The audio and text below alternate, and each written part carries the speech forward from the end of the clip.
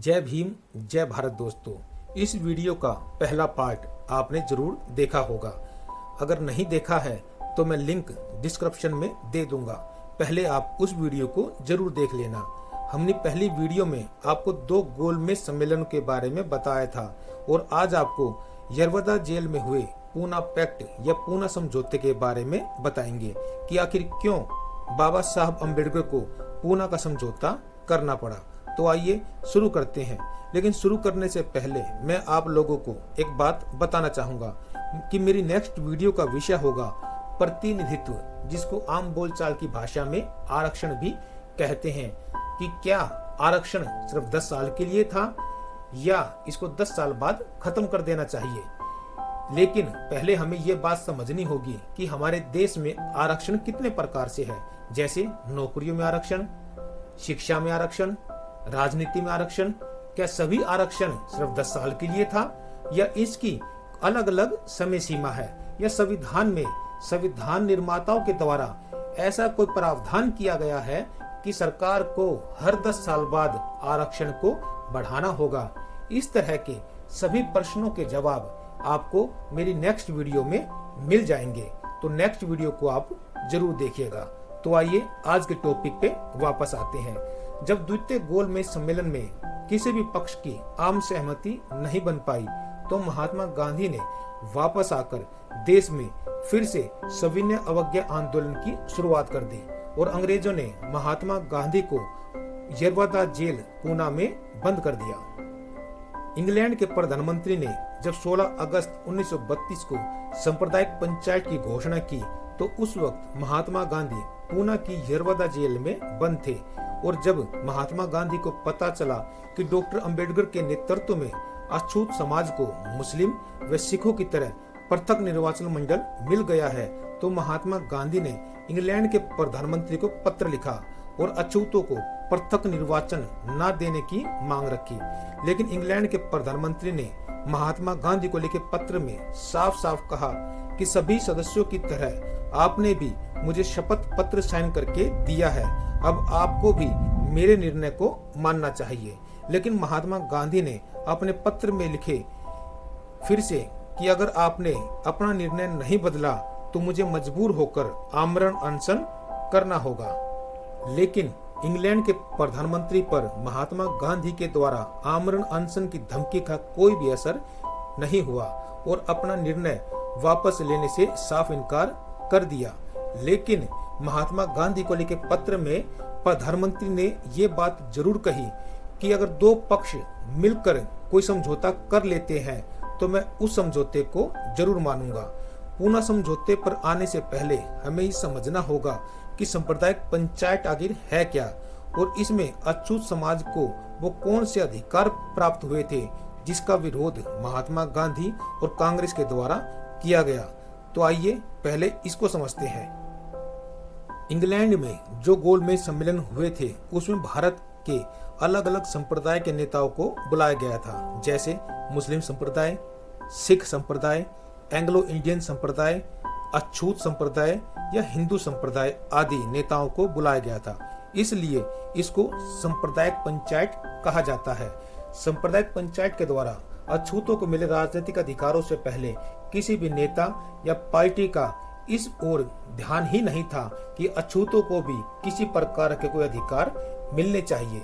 20वीं शताब्दी के शुरू होते ही आजादी के आंदोलन तेज गति से चल रहे थे, लेकिन अछूत समाज के लोगों को भी अधिकार मिलने चाहिए, इस पर किसी का ध्यान नहीं था सिवाय बाबा साहब अम्बेडकर का। चुनाव 3 प्रकार की पद्धतियों के द्वारा कराए जा सकते हैं।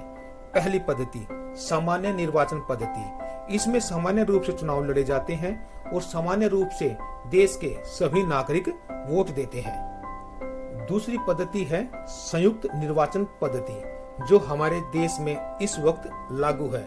इस संयुक्त निर्वाचन पद्धति में कुछ समुदाय विशेष के लोगों को आरक्षित सीट दी जाती है, जैसे हमारे देश में SC व ST समाज के लोगों के लिए कुछ सीटें आरक्षित की गई है। इन सीटों पर सिर्फ इन्हीं समाज के लोगों के द्वारा ही चुनाव लड़ा जा सकता है, लेकिन इसमें वोट देने का अधिकार सभी लोगों को समान रूप से दिया गया है। तीसरी पद्धति है पृथक निर्वाचन पद्धति। यही निर्वाचन पद्धति द्वितीय गोलमेज सम्मेलन में बाबा साहब अम्बेडकर के नेतृत्व में एससी और एसटी समाज के लोगों को मिली थी। इसमें देश में चुनाव होने पर कुछ सीटें एससी व एसटी समाज के लिए आरक्षित होगी। इसमें चुनाव लड़ने का अधिकार और उस कैंडिडेट को वोट देने का अधिकार सिर्फ एससी या एसटी समाज के व्यक्तियों को ही होगा।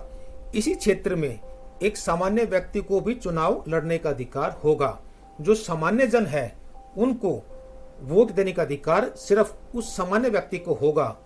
और जो एससी एसटी समाज के जो लोग हैं वो एक वोट तो अपने एससी या एसटी कैंडिडेट को दे सकते थे, प्लस दूसरा वोट वो उस सामान्य व्यक्ति को भी दे सकते थे।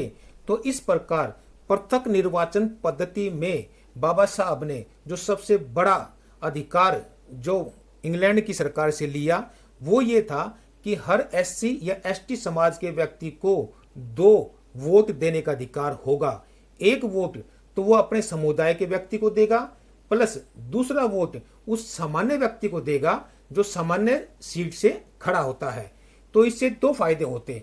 एक तो जो एससी या एसटी समाज का व्यक्ति सच्चा और एससी एसटी समाज की बात रखने वाला व्यक्ति को ही सदन में चुनाव जितवाकर पहुंचते, प्लस जो सामान्य सीट से चुनाव जीता है वो भी हमारे एसटी और एससी समाज की बात रखता है, क्योंकि हमारे एससी और एसटी समाज के व्यक्तियों ने भी उसको वोट दिया है।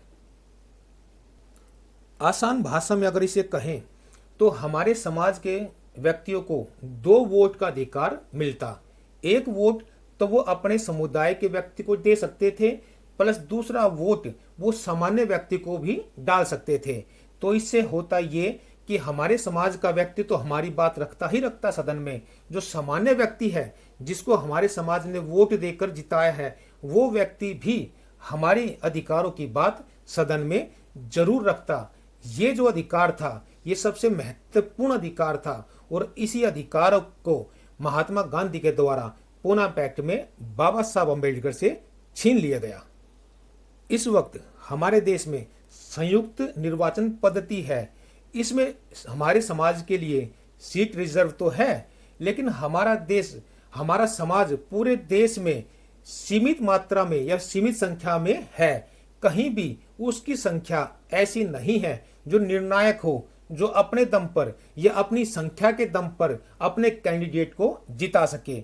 अब होता इसमें यह है कि दूसरे समाज के व्यक्ति हमारे समाज में से ही एक व्यक्ति को चुनाव में खड़ा करते हैं जो चुनाव जीतने के बाद उनकी बात को माने, और उसी व्यक्ति को सारा समाज वोट देकर जितवा देता है। और वो व्यक्ति जो होता तो एससी या एसटी समाज का है, लेकिन सदन में पहुंचने के बाद हमारे समाज की बात बिल्कुल भी नहीं करता। और हमारे समाज के व्यक्ति अगर उसको ये कहते हैं कि हमने आपको वोट दिया है, तो वो साफ साफ ये बात बोलता है, क्या सिर्फ तुम अकेले ने ही मुझे वोट दिया है, दूसरे व्यक्तियों ने नहीं दिया या दूसरे समाज के लोगों ने नहीं दिया? तो ये बात बाबा साहब बहुत पहले ही समझ गए थे कि आने वाले समय में ये दिक्कतें आएंगी। इसलिए बाबा साहब ने हमारे लिए अलग कैंडिडेट और अलग वोट का अधिकार जो सरकार से मांगा था वो मिल गया था। अब वापस महात्मा गांधी के आमरण अनशन पे आते हैं। महात्मा गांधी के द्वारा दी गई धमकी जब कुछ काम नहीं आई तो 20 सितंबर 1932 को पूना की यरवदा जेल में महात्मा गांधी ने आमरण अनशन शुरू कर दिया। महात्मा गांधी के अनशन शुरू करने के बाद बाबा साहब अम्बेडकर पर चारों तरफ से दबाव बनने लगा कि महात्मा गांधी की जान बचा लीजिए, लेकिन बाबा साहब अम्बेडकर ने साफ साफ मना कर दिया। बाबा साहब अम्बेडकर ने कहा कि बहुत मुश्किलों से और बहुत कष्टों से आज अछूत समाज को ये राजनीतिक अधिकार प्राप्त हुए हैं। मैं अपने समाज के साथ धोखा नहीं कर सकता हूँ। बाबा साहब अम्बेडकर को जान से मारने की धमकियां मिलने लगी। बाबा साहब अम्बेडकर की गाड़ी को रोककर उनको धमकाया जाने लगा कि गांधी की जान बचा लो। मदन मोहन मालवीय, चमनलाल, सी राजगोपालाचार्य आदि नेताओं ने बाबा साहब से मुलाकात की और गांधी की जान बचाने के लिए अनुरोध किया। बाबा साहब अम्बेडकर जिन अछूत समाज के लोगों के लिए राजनीतिक अधिकारों की लड़ाई लड़ रहे थे, उन्हीं अछूत समाज के लोगों पर हमले होने लगे। उनके घरों में तोड़ फोड़ की जाने लगी। अलग अलग जगह पर हो रही तोड़ फोड़ की खबरें बाबा साहब अम्बेडकर के पास आने लगी। अछूत समाज पर हो रहे अत्याचारों की सारी खबर बाबा साहब अम्बेडकर तक पहुंच रही थी। उस वक्त बाबा साहब अम्बेडकर बहुत विचलित हो गए कि मैं अब क्या करूं। तब माता रमाबाई ने बाबा साहब अम्बेडकर से कहा कि आप जिस अछूत समाज के लोगों को अधिकार दिलाना चाहते हैं या जिनकी लड़ाई आप लड़ रहे हैं, अगर वो समाज ही नहीं बचा तो इन अधिकारों का क्या फायदा। तब बाबा साहब अम्बेडकर येरवदा जेल पहुंचे। वहां पर मदन मोहन मालवीय, सी राजगोपालाचारी और आदि नेता मौजूद थे। येरवदा जेल के अंदर जो समझौता हुआ उसमें पृथक निर्वाचन मंडल की जगह संयुक्त निर्वाचन मंडल को अपनाया गया था। सांप्रदायिक पंचायत में एससी और एसटी समाज के लोगों को कुल 31 सीटें मिली थी, जिसको बढ़ाकर 148 कर दिया गया। इसके अलावा सरकारी नौकरियों में एससी व एसटी समाज के लोगों को आरक्षण देने की व्यवस्था की गई और शिक्षा के क्षेत्र में भी आरक्षण की व्यवस्था की गई और एससी व एसटी समाज के बच्चों के लिए एक सरकारी फंड रखने की भी व्यवस्था इस समझौते में की गई।